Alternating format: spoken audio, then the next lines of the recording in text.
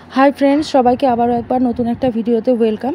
তো আমি এই যে সাজগোজ করে বেরিয়ে পড়লাম, আর বেরিয়ে এই যে চলে এসেছি বাবুকে নিয়ে, আর বাবুকে রাস্তায় দাঁড় করিয়ে রেখে আমি চলে গেছিলাম একটা বাড়িতে কালেকশানে। আর তারপর দোকান থেকে একটা জিনিস নিয়ে চলে যাচ্ছি একটা শ্রাদ্ধ অনুষ্ঠানে, নিমন্ত্রণ ছিল, ওখানে যাচ্ছি বাবু আর আমি। আর দুপুরবেলা রাস্তাঘাটে একটা কোনো লোকজন নেই, তো বাবুকে নিয়েই আমি চলে যাচ্ছি। আর যে শ্রাদ্ধ বাড়ি আজকে যাচ্ছি, বিশেষ করে যার শ্রাদ্ধে যাচ্ছি, তাকে আমি আগে জীবনে কখনো দেখিনি। তো আমি এসেছি আমার বান্ধবীর বাড়ি, তো বান্ধবীর জায়ের শ্রাদ্ধের অনুষ্ঠানে। তো এদিকে গোছাচ্ছে, ওর জায়ের জন্য ভাত বাড়াতে নিয়ে যাবে, আর আমরা এখানে বসে আছি।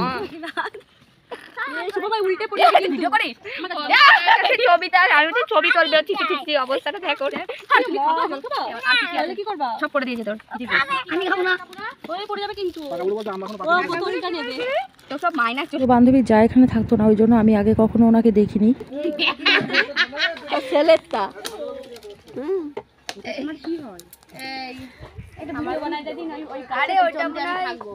আমার জীবনে এরকম একটা শ্রাদ্ধ বাড়িতে আমি প্রথমেই আসলাম, কারণ আগে কখনো এরকম শ্রাদ্ধ বাড়িতে আমার আসা হয়নি। কিছু মনে করিস না, এবার তো লাইক বল, তুই এখানে বল, তোর প্রমাণ রেখে দেবো। বল বল, এবার থেকে আমি লাইক দেবো আর আমারটাও দিবি তোরা। বল। এবার থেকে তোদের ভিডিও আমি লাইক দেবো। সবার সামনে তুই ক্ষমা চা, যদি কাউরে লাইক দিস না, শয়তান। এই কাজটা করে খুব একটা বেশি খারাপ আমি কিছু করিনি, কারণ আমার প্রোফাইলে থাকবে, আমার ফ্রেন্ডে থাকবে, ভিডিও বা পোস্ট সবই দেখবে, তারপরেও লাইক কমেন্ট কিছুই করবে না। আর আশাও করবে যে আমি যেন বা আমরা যেন সবাই ওকে লাইক কমেন্ট করি। তো সেটাই ওকে বোঝালাম, হয় তুই লাইক কমেন্ট করবি, তা না হলে তুই আনফলো করে দিবি বা আনফ্রেন্ড করে দিবি। তো এটাই ওকে বোঝানো হলো। আশা করবো এটা করে খুব একটা বেশি খারাপ কিছু হয়নি। আর এদিকে সবাই মিলে ওকে শাসাতে গিয়ে ভাত তরকারি সবই চলে এসছে, আর অর্ধেক প্রায় সব কিছু খাওয়াও হয়ে গেছে। তো প্রথমে দিয়ে গিয়েছিল লাল শাক আর ঘিটা যদিও আমি নিই, আর তারপর দিয়ে গেছিলো শুক্তো, আর তারপর দিয়ে গেছিলো মুগের ডাল, আর তারপর দিয়ে গিয়েছিল মাছ, যেটা দিয়ে এখন খাচ্ছি। রান্নাবান্না সবগুলোই বেশ ভালো হয়েছিল, কারণ এই গরমের মধ্যে খুব বেশি ঝাল দেয়নি। আর তারপর প্রত্যেকটা তরকারিতেই মশলা আর তেলের পরিমাণটা একটু কম কম ছিল, ওই জন্য রান্নাবান্নাগুলো খুব সুন্দর হয়েছিল।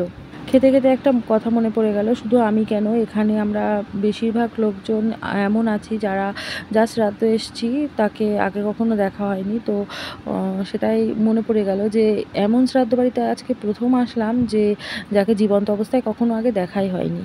তো এই যে আমাদের খাওয়া দাওয়া কমপ্লিট হয়ে গেছে, এরপর আসলো চাটনি আর পাঁপড়। তারপর চাটনি আর পাঁপড় দেওয়ার পর চলে আসলো রসগোল্লা। তো আমি আর কিছু নেবো না, ওই জন্য আমি প্লেটটা গুছিয়ে ফেলেছি। আমি দই খাবো না, খাবো না।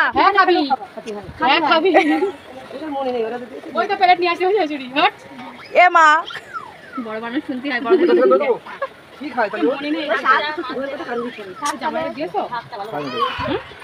আমিও দই খাই না।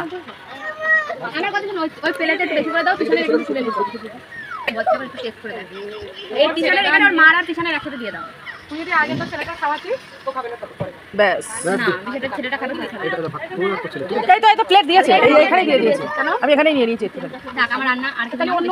তো যা শ্রাদ্ধে এসেছিলাম তাকে ফাইনালি দেখিয়ে দিলাম। তো তারপর এই যে আমাদের খাওয়া দাওয়া কমপ্লিট হয়ে গেছে, এরপর আমি বাড়ির দিকে চলে আসব।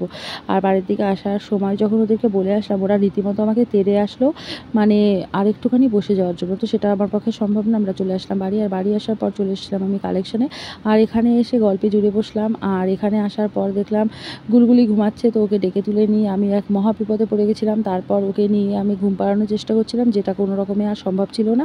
তো সব মিলিয়ে কেমন লাগলো ভিডিওটা অবশ্যই কমেন্টে জানাবেন, ভালো লাগলে একটা লাইক করুন।